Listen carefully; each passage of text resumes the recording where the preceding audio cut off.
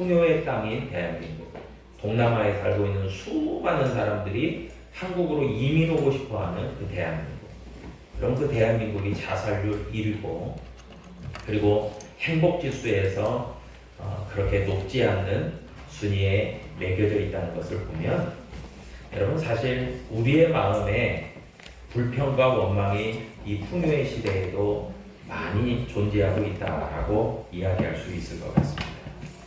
이런 유명한 글귀가 생각이 나요. 행복은 더 많이 가지는 데 있는 것이 아니라 이미 가진 것에 대해서 감사할 줄 아는 데 있다라고 말해요. 여러분 그런 의미에서 오늘 설교의 제목을요, 범사에 감사하는 것이 하나님의 명령입니다 라고 정했습니다. 그럼 이것을 달리 좀 표현하면, 감사할 수 있는 조건은요, 환경과 조건, 나의 가진 것에 있지 않습니다. 우리가 처음에도 저를 따라서 고백해달라고 부탁했을 때, 감사는 하나님께로부터 비롯됩니다 라는 이야기를 함께 고백했습니다. 여러분 감사라고 하는 거, 오늘 지금 추수감사, 감사의 예배를 하나님께 올려드리고 있잖아요. 올 한 해 동안 감사의 그런 제목들을 생각하면서 하나님께 감사의 예배를 드리고 있는데, 여러분 우리가 진짜 감사할 수 있는 것은요, 하나님을 기억하고 감사를 믿음으로 선택했기 때문에 감사할 수 있는 거예요. 그런 의미에서요, 감사는 조건과 상황이 아니라 신앙적 결단입니다. 그런 의미에서 또 다른 이야기로 하면, 감사는 하나님이 우리에게 주신 축복입니다. 아멘. 여러분 따라할까요? 감사는 하나님께서 주신 축복입니다. 아멘. 감사할 수 있는 사람이요, 하나님께 축복받은 사람이에요. 여러분 데살로니가 전서를 사도 바울이 기록했는데, 사도 바울은요, 데살로니가 교인들을 향해서 이 편지의 글을 적어 보냈습니다. 그런데 데살로니가 교인들은요, 그리 상황이 좋지 못했습니다. 참 데살로니가라는 도시에 살고 있는 수많은 유대인들을 통해서 엄청난 핍박과 어려움을 감내하고 있었어요. 그러니까 늘 언제나 불안하고 염려가 많고, 또 상황이 어려운 상황 가운데 있었던 이들이 데살로니가 교회 성도들이었어요. 그런데 그런 성도들을 향해서 사도 바울은요, 항상 기뻐하라, 쉬지 말고 기도해라, 범사에 감사해라, 이는 너희를 향하신 하나님의 뜻이다. 그렇게 편지의 글을 적어서 믿음으로 격려하는데요. 여러분 만약에 사도 바울이요, 데살로니가에 있는 성도들에게 어설픈 위로와 격려를 했다면 그리 효과적이지 않았을 겁니다. 좀 어려움이 많지, 시간이 해결해 줄 거야, 내지는 어려움이 많이 있지만 그래도 그걸 잘 견디다 보면 좋은 일이 있을 거야, 뭐 이런 식으로 어설픈 위로와 격려를 했다면 오히려 데살로니가 성도들의 마음이 더 심란하고 우울했을 겁니다. 그런데 사도 바울은요, 완전히 역설적이게도 파라독스적이게도 항상 기뻐해라, 쉬지 말고 기도해라, 범사에 감사하라고 이야기를 하고 있어요. 이것은요, 다른 말로 이야기하면 하나님의 놀라운 영적 에너지가 저들에게 임해야만 놀라운 반전이 일어날 수 있다라고 하는 그런 신앙적 고백이자 신앙적 선포였다는 거예요. 여러분 그런 의미에서요, 오늘 항상 기뻐하라, 쉬지 말고 기도하라, 범사에 감사를 짧은 시간에 또 너무 순서들이 많았는데 긴 시간을 제가 설교하면 속으로는, 겉으로는 그러지 않겠지만 속으로는 목사님 참 주책이시네요 그런데 주책은 제가 말씀드렸잖아요, 주님이 책임져 주시는 거예요. 그러니까 저는 주책을 부릴 겁니다. 잘 따라오시면 금방 끝납니다. 왜냐하면 명설교는요, 길어도 짧게 느껴져요. 그런데 죽수는 설교는요, 짧게 해도 내용도 없고 별로 좋지 않습니다. 결론이 안 좋아요. 그런데 여러분 잘 저를 주목해서 따라오시면 정말 놀라운 하나님의 은혜의 보화 속에 들어가게 될 줄로 믿습니다. 첫 번째로는요, 항상 기뻐하라 합니다. 여러분 기뻐하라라고 했잖아요. 이게요 원문을 보니까요 현재 명령형이에요. 그러니까 무슨 말입니까?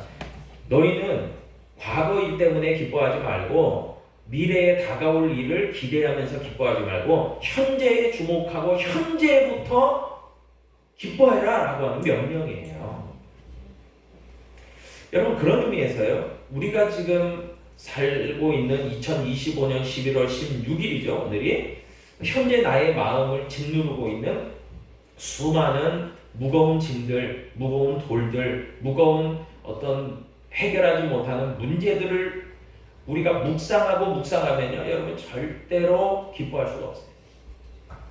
여러분 그래서 제가 권면드릴 것은 현재 여러분의 상황이 어떻든지 간에 기뻐할 수 있기를 결단하고 결정할 수 있기를 바랍니다.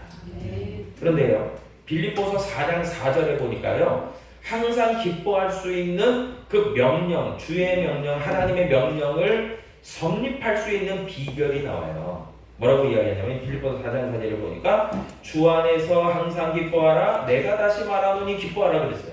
여러분 그러니까 기뻐할 수 있는 것은 나의 지금 감정적인 부분 내가 지금 좋은 일이 있다라고 하는 어떤 인지적인 부분 그리고 상황적이나 조건적으로 나에게 기쁜 일이 일어났어 라고 하는 그런 조건적인 의미에서의 기쁨이 아니라요 주님 안에 있을 때 기뻐하는 거예요. 할렐루야.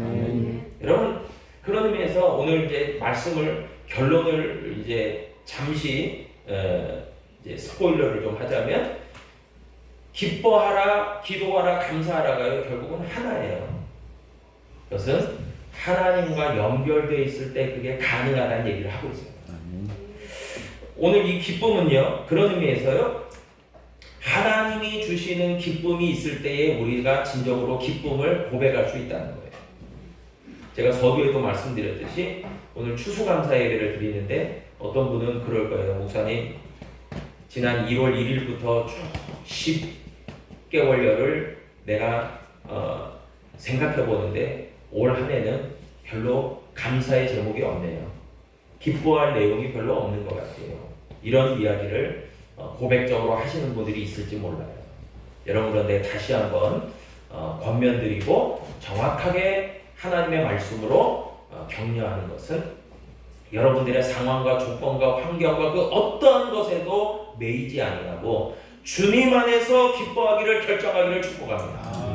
한번 다르겠어요. 나는 기쁨을 선택하겠습니다. 주님 안에서. 아멘. 여러분 주님 안에 있을 때 다른 말로 이야기하면 성령님이 내 안에 찾아오셨을 때 기쁨이 회복되는 거예요. 여러분 그런 놀라운 기쁨이 저와 여러분 가운데 있기를 축복합니다. 두 번째는요 기도하라 그랬죠. 여러분 기도하라 했을 때 쉬지 말고 기도하라 그랬어요. 여러분 어떻게 안 쉽니까? 어떻게 계속적으로 기도할 수 있습니까? 이 말은요 기도를 쉬지 마라 라는 말은요 중단 없는 기도를 유지해가라 라는 말이에요. 그런데 이것도 역시요 현재 명령형입니다. 그러니까 보겠습니다. 지금도 기도하라는 거예요. 현재도 기도하라는 거예요. 여러분 현재에 우울한 일이 있을 수 있잖아요. 어려운 일이 있을 수 있잖아요. 아픈 일이 일어날 수 있잖아요. 그래서 나도 모르게 내 입에서 한숨이 쏟아져 나오고 죽겠다라는 말이 쏟아져 나오는 그 순간에도 기도를 유지하라는 거예요. 사무엘상 12장 23절에 보니까요. 나는 너희를 위하여 기도하기를 쉬는 죄를 여호와 앞에 결단코 범하지 아니하고 선하고 의로운 길을 너희에게 가르칠 것이다.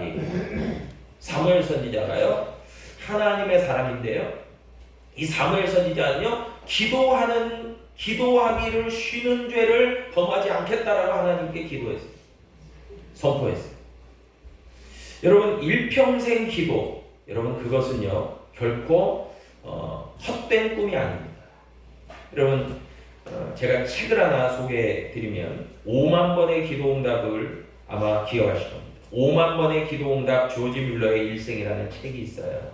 여러분 그 책을 꼭 한 번씩 또 읽어보시기로 원하는데 제가 간단하게 먼저 브리핑을 해드리면 이 조지 뮬러는요 1805년에 독일에서 태어났습니다. 그는요 고백하기를 나는 기독교 가정에서 태어났지만 하나님을 잘 알지 못했습니다 라고 고백해요. 그런데 청년의 때예요. 기도 모임에 참석하고 하나님의 살아계심을 체험합니다. 그리고 그때부터 그 조지 밀러의 인생이 변화되기 시작해요. 그 이후에요, 영국으로 건너가서 브리스톨에서 고아원을 세우게 되는데요. 여러분 뭐 돈이 있습니까? 뭐가 있습니까? 재정적인 어려움 가운데서요, 조지 밀러는 할 수 있는 것은 기도의 무릎을 꿇는 거였어요. 그러면서 늘 조지 밀러가요, 기도하는 내용이 있었습니다. 하나님, 고아들이 굶지 않게 도와주세요. 당신의 사랑을 체험하게 도와주세요. 조지 밀러가요, 그의 자서전에서 이렇게 기도의 원칙을 세웠다고 해요. 4가지예요. 첫 번째는 하나님의 뜻에 맞는 기도만 하겠습니다. 두 번째는요, 사람에게 구하지 않고 하나님께만 구하겠습니다. 세 번째는요, 하나님께 응답받은 것을 기록하겠습니다. 네 번째는 기도의 목적은 하나님의 영광에 있습니다. 그렇게 4가지의 기도 원칙을 세우고요, 기도를 매사에 힘씁니다. 그는 어려움이 있을 때마다 기도의 무릎을 꿇습니다. 그래서 놀라운 일이 벌어져요. 결과로 1836년부터 시작된 하나님의 부르심을 받은 이 고아 돌보는 사역이요, 그가 운명하기까지 1898년까지요 약 10,000명의 고아를 돌보게 돼요. 그리고 그 일이 하나님께 영광이 되고 조지 밀러는 단 한 번도 사역을 시작하고부터 고아들을 굶긴 적이 한 번도 없대요. 사람들에게 구하지 않았음에도 하나님이 채워주시고 공급하셨어요. 그 비결이요, 4가지의 기도 원칙으로 5만 번의 기도 응답을 받게 되었다는 거예요. 그리고 그가 운명할 때 그의 묘비에 이렇게 기록되어 있었다고 합니다. God is faithful.